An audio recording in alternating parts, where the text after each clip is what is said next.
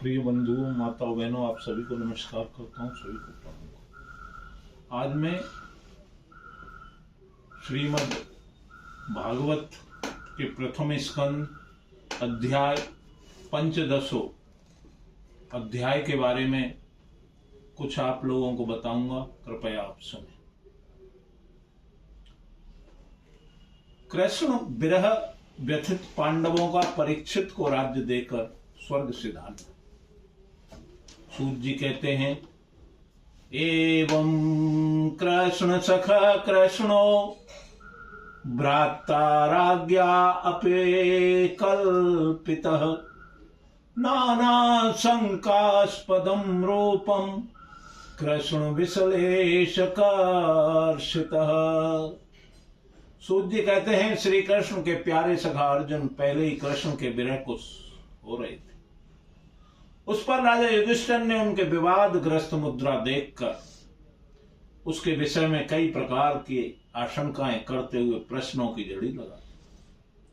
शोक के कारण अर्जुन का हृदय वृद्धिहीन हो रहा था। वह उन्हीं भगवान के शोक में डूबे हुए थे। इस प्रकार बड़े भाई के प्रश्नों का उत्तर नहीं दे सके। शोक के कारण उन्होंने अपने आंसुए पोंछे। तब उन्होंने अपने बड़े भाई युधिष्ठिर से कहा। अर्जुन ने कहा, वच्चितो अहम महाराज हरिणा बंधुरूपिणा ये न मे अप्रहतम तेजो देव विस्मापनम महत। अर्जुन बोले, महाराज मेरे भाई अत्यंत घनिष्ठ मित्र का रूप धारण कर श्री कृष्ण ने मुझे ठग लिया।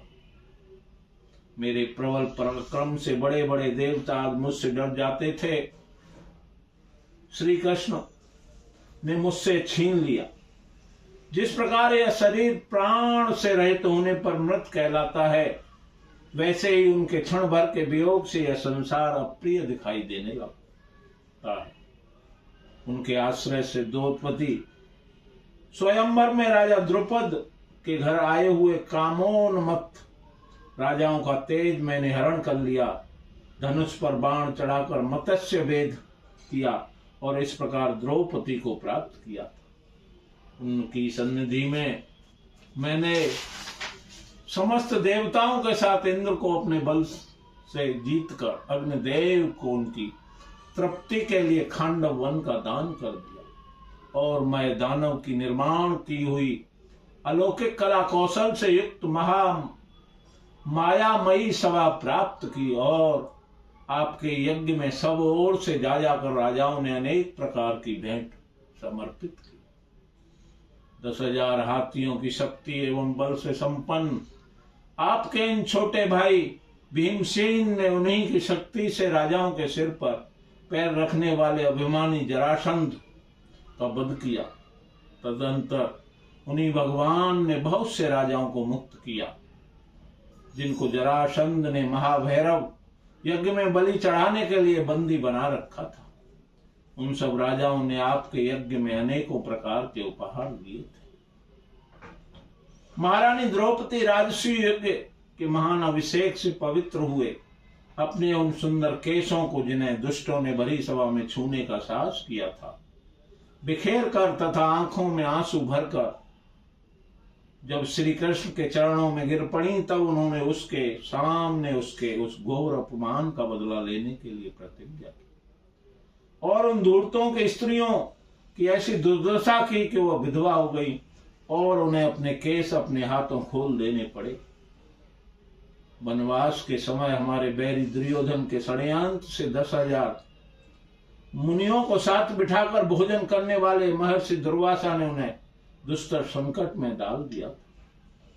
उस समय उन्होंने द्रौपदी की पात्र में बची हुई शाक की एक पत्ती का ही भोग लगाकर हमारी रक्षा की थी। उनके ऐसा करते ही नदी में स्नान करती हुई मुनियों की मंडली को ऐसा प्रतीत हुआ मानो उनकी तो बात ही क्या, सारी त्रिलोकी ही तृप्ति हो गई है। उनके प्रताप से मैंने युद्ध में पार्वती सहित भगवान शंकर को आश्चर्य में डाल दिया तथा उन्होंने मुझको अपना पाशुपत नामक अस्त्र दिया। साथ ही दूसरे लोकपालों ने भी प्रसन्न होकर अपने अपने अस्त्र मुझे दिए। और जो क्या उनकी कृपा,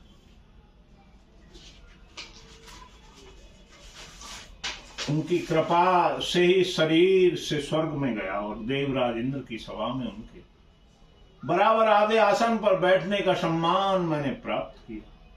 उनके आग्रह से जब कुछ दिन स्वर्ग में रहा, तब इंद्र के समान समस्त देवताओं ने मेरी इन्हीं गांडीव धारण करने वाली भुजाओं का निवात कवचात दैत्यों को मारने के लिए आश्रय किया।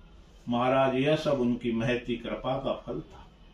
उन्हीं पुरुषोत्तम भगवान श्री कृष्ण ने मुझे ठग लिया। बोलिए श्रीमद् भागवत महापुराण की जय।